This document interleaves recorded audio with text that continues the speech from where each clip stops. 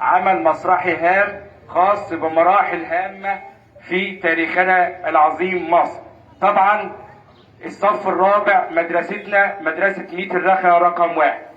عنوان المسرحية اسمها جولة في متحف. طلابنا عملوا جولة، هنخش كده ونسأل ونستفيد كلنا مع بعض. نيجي بقى على أول محور في فهم الدراسات الاجتماعية، وهو المصادر الأولية والثانوية. تعالي يا بسمة. المصادر الأولية هي كل ما تم تدوينه من قبل أشخاص عاصروا الحدث أو شاركوا فيه ويرتبط بزمن وقوع الحدث. المصادر الثانوية كل ما تم تدوينه بعد مرور زمن طويل ويستند إلى المصادر الأولية. تمام، هم عاملين ما شاء الله كل مصادر أولية، المتاحف وكل مصادر إيه؟ أولية. كده أول محور هام عرفنا إيه هي المصادر الأولية والثانوية. نيجي على محور تاني هيفهمنا موقع مصر الأول، شبكة الإحداثيات. تعالي يا اتفضلي.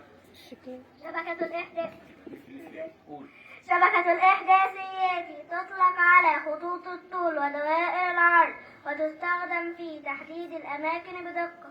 تمام كده، تمام قوي. يبقى محور هام اللي هو شبكة الإحداثيات اللي هي دوائر العرض وخطوط الطول، دي موقع مصر. نيجي بقى على محور ثاني وهو هام جدا. تعالى اتفضل، هتقول لنا ايه في المثل؟ عناصر الخريطة. اتفضل. مفتاح الخريطة، وردة البوصلة، عنوان الخريطة، خطوط الطول ودوائر العرض. كده تمام قوي، كده ماشيين واحدة واحدة عشان نفهم ايه خريطة مصر وموقعها وكله تمام. نيجي تقدم. اتفضل، هتقدم لنا ايه محور النهارده؟ الحقيقة والرأي، دي حاجة مهمة قوي. اتفضل. الحقيقة هي معلومات ثبت صحتها وتم التأكد من دقتها سواء من خلال البحث أو التجريب. أما الرأي هو ما يعبر عنه الشخص أو يفكر فيه تجاه موضوع ما. الحقيقة تقع مصر في الركن الشمالي الشرقي لقارة إفريقيا. الرأي مصر مدينة الغردقة أجمل مدن مصر. تمام، قبل ما غادر يا أولاد المحور الهام ده، اتفضل، هقول لكم حاجة. بيقول لك الحقيقة والرأي لازم نحترم رأي الآخرين، حتى لو أنت معترض ليه لازم تحترمه. احترام الرأي دي كلمة مهمة جدا. تمام، مين يجي؟ اتفضل. تعال. المحيطات. المحيطات هو مساحة واسعة من المياه المالحة ذات أعماق كبيرة. برافو عليك، مالحة. دي المحيطات. الحمد لله احنا مفيش حوالينا محيطات، احنا البحار بس. نيجي على محور هام وهو أدوات تحديد المواقع. اتفضل. أدوات تحديد المواقع، الصور الجوية والصور الفضائية والخريطة. الخريطة هي رسم توضيحي لسطح الأرض أو جزء منه باستخدام مقياس رسم محدد. الصور الجوية هي التي يتم التقاطها بواسطة الطائرات. الصور الفضائية هي التي يتم التقاطها بواسطة الأقمار الصناعية. برافو عليك. نيجي بقى على محاور هامة في فهم الدراسات الاجتماعية. دلوقتي الطالب هو الأساس في العملية التعليمية، أنت اللي بتقول كل حاجة أهو. نيجي بقى على أهمية مفتاح الخريطة. تعالى. يوضح مدلول ومعنى الرموز والألوان على الخريطة. تمام، عشان نفهم الخريطة احنا قدامنا ايه نفهمها ازاي. نيجي بقى على قارات العالم القديم. قارات العالم القديم، آسيا وأفريقيا وأوروبا. تمام، تعالى اتفضل. محور هام يا جماعة وهو مقياس الرسم، بدون الخريطة ملهاش لازمة. اتفضل. مقياس الرسم يعرفنا النسبة بين المسافة على الخريطة وما يقابلها على الطبيعة. تمام، تعالى اتفضل. لا خليك، تعالى قول. اتفضل.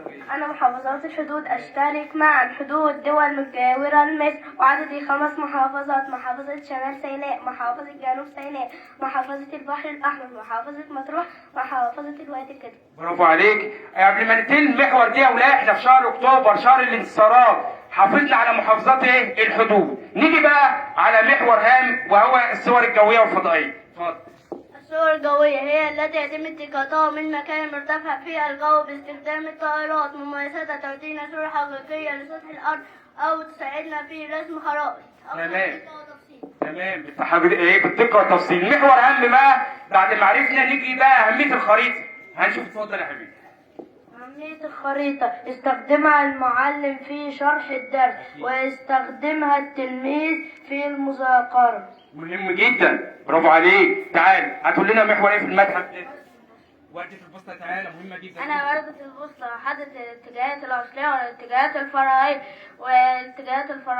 الاتجاهات الأصلية هي شمال جنوب شرق غرب، والاتجاهات الفرعية هي شمال شرقي شمال غربي جنوب شرقي جنوب غربي. برافو عليك. تعالى تقول لنا محور ايه في المتحف. تعالى خش. اتفضل. قارات العالم القديمة هي آسيا وأوروبا وأفريقيا. تمام. تعالى في موقع يا جماعة حاجة اسمها GPS، هيقول لنا عليها زميلكم. اتفضل. GPS تساعدنا على تحقيق الاتجاهات والوصلات بسهولة. بكل ايه؟ دقة. تمام. تعالى اتفضل، عايز تقول ايه؟ قارات العالم الحديث بقى بعد القديم. اتفضل. استراليا، أمريكا الشمالية، أمريكا الجنوبية، أنتاركتيكا. برافو عليك. هنختم بقى يا اولاد زيارتنا للمتحف ده بشخصية هامة، وهو الجغرافي الكبير جمال حمدان. هيعرفنا بيه، عمل كتاب كبير 10 سنوات عشان يعرف أهمية موقع مصر. اتفضل. أنا جمال حمدان، عالم جغرافي كبير، ولدت في محافظة القليوبية عام 1928. كرست حياتي لكتابة الكتب، فألفت أكثر من 25 كتاب.